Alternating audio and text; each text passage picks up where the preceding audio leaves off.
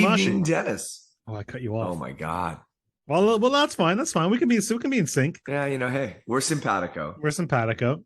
Today is my day, but I want to talk to you something that I think you might have very interesting thoughts on. Oh So God.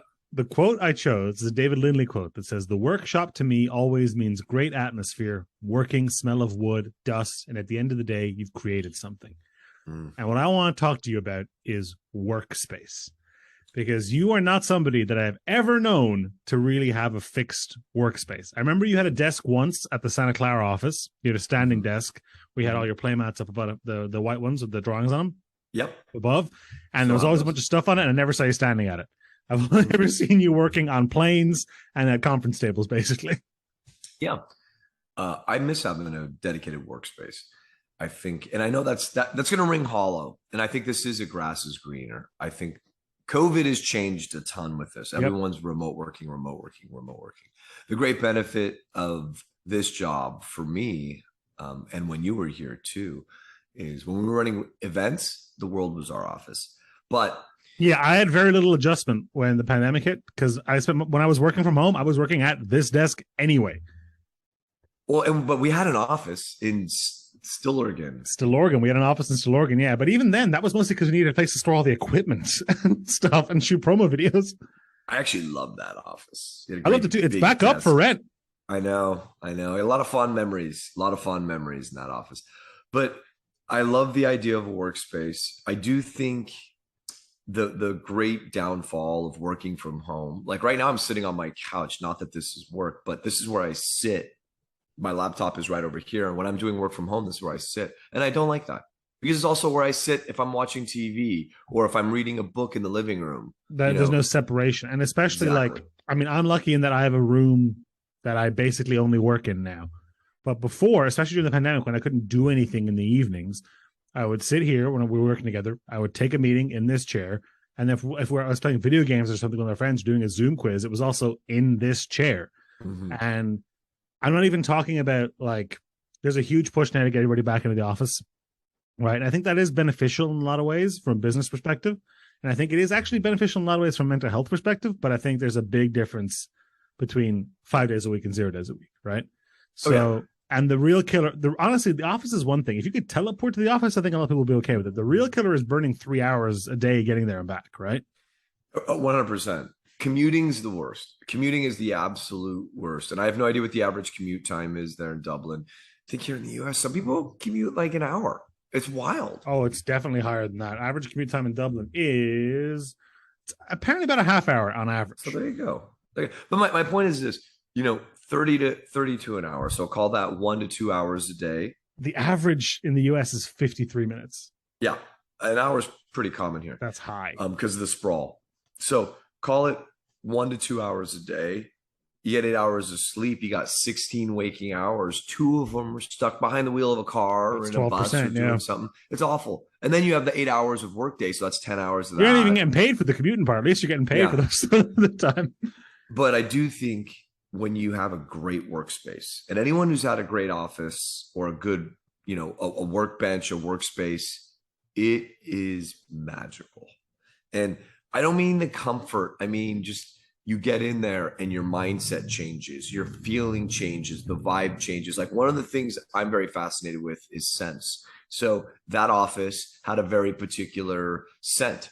It was called Midnight something or other. And I would always buy it. And I really liked it because for me, it's important. I'd walk in, I'd smell it, and I'd be like, hey, I'm in my office. This is where I'm working. And stuff like that's very important to me. I'm experimenting with different scents here. When I come home, I walk home.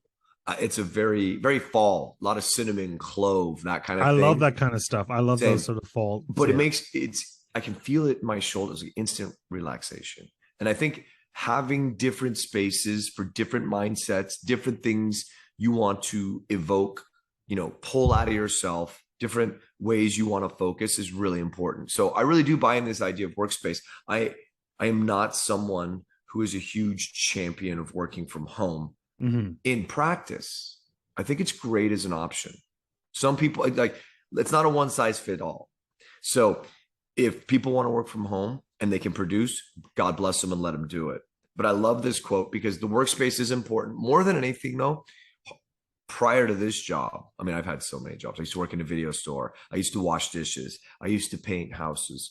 All of those keyed on the last part of that quote. There was always a sense of completion. When I worked in the video store, at the very end of the night, you'd have, boy, I'm really dating myself with that too, working in a video store. Video store. Oh, yeah, no, it was a video rental store, kids. For people out there, they used to store movies on magnetic tape. All right. Yeah. Mm-hmm. I mean, let me tell you about the revolution we had there. Is when my boss came in and was like, "Hey, Mosh, what do you think of these things? They're called DVDs." He's like, "That'll never catch on." He's like, "I invested pretty heavily in Laserdisc and got bid on that one." So anyway, but at the end of the night at the video store, which was a definite workspace, when you're working retail, that's your workspace. All the videos are put away. You've dusted and you vacuum, and the place is clean. We talked a little bit about ritual and mindful, and like hanging up your tools is part of that, right? Mm-hmm. Big time. Metaphorical or real tools. There's a great CGP Grey video called Spaceship U, which he posted during the pandemic. And it's talking about how no matter how small the space is, because look, it's all well and good to be like, oh, I have a dedicated office in my house that does this. Obviously, not everyone's able to do that. I mean, you could now dedicate an office in your apartment right now. No. But even in this video, Spaceship U, I'll link in the comments below. He talks about all you need is 4 walls. And if you have one for recreation, one for business, one for sleeping, and keep those zones deliberately separate, it's massively beneficial to your mental health. And that's not even talking about going to like I work at PokerStars here. Flutter has a wonderful office in Dublin. If you ever come out again, I'll show you around. And it does have all these nice breakout spaces and nice coffee machines, and it's incredibly open and stuff. And it sounds corny and almost sycophantic, but it does breed like discussion. And I do get more work done, at least certain kinds of work in there than I do at home. One thing I do hate, pet peeve massively though, is, and this is something that I don't know if you've encountered much, is commuting to a physical office only for everyone to be on Zoom calls anyway. I hate that so much. Yeah, that's not a thing. I mean, when I was working the 9 to 5 grind, Zoom didn't exist before video conferencing. I mean, I would have to, first of all, had an old phone in my office. And second of all, you just walk to someone's office. You'd walk in. Hey, Dennis, you got a second? Oh, okay. Can we come? I'll come back in 10. When can we meet up? That's the other thing too, though, is the sense of community you build when you have those workspaces in a larger place. I had a whole group of people. Oh, hey man, is Dennis coming to lunch today? Had a whole group of people I had lunch with, cocktails after work, man. That was a great thing. Camaraderie, building that. The place I worked at that was the most corporate was a grind. And it was when I was a practicing attorney. And I don't love that workspace. That workspace was hell. But it had its even working in those situations, it had its upside. It had its upside being there. And I'm certainly glad. And this is another thing that's really important. I'm certainly glad I didn't work from home there, because I didn't bring all the stress and you kept it fully separate. You left it at the door, right?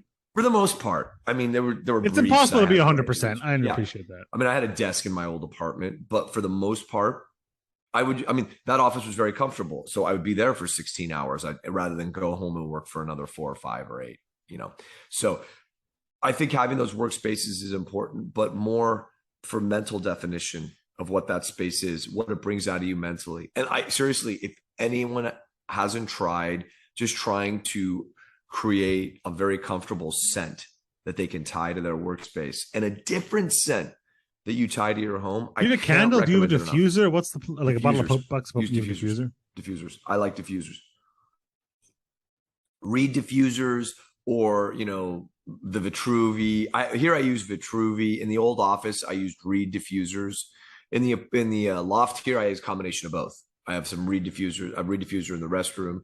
I have a Reed diffuser upstairs in the bedroom, and then in the living area. I never find Reed diffusers make much. When you say Reed diffusers, you mean the ones that just have a bunch of like reeds sticking out of them? I never find they make much of a difference. They do. You just gotta once every day or two separate yourself from Reed. Yeah. Okay. Once every day or two, take one of the reeds out and flip it. But I'm a huge believer in different zones and different places having different scents. I'm very scent driven, but it really does make a difference. You'll find your mindset changing. You'll find your focus changing. You'll find how you approach different spaces changing. And having that for your workspace is super important because it gets you more focus. It really does.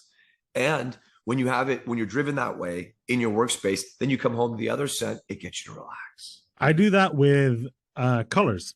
So I have hue bulbs Mhm. throughout most of my house, and that like this office is almost entirely hue bulbs. So this is usually the colors that I have on for calls. Mhm. If I'm like trying to like wind down or something, I'll go for a little bit of this, a little gentler, right? Oh wow. If I want to go high focus, I'll go blue, sort of. But there's I mean, this thing literally has like concentrate modes, which is like really glaring white and stuff like that. But for calls, I always go starlight and turn it all the way up, and you get this sort of purpley blue background and the face tones in front. So it's funny that we use different senses to achieve the same thing. Now I want to experiment with that. Hue bulbs are great. I'm I would curious. highly recommend them. Yeah. They're super. Yeah. I mean, they're expensive up front, but they're super energy efficient. They're super customizable. Would recommend. Yeah. Once I have my own place, that's something I'll probably do. Like a lot of the bulbs here, I can't even reach. I mean, I can. I just gotta get a ladder out, but they're not my lookout, and let's let the landlord continue to worry about them. You know what I mean? The nice thing So about these is they are just light bulbs. So if you move, you can take them with you, which is what I yeah, did when I moved here.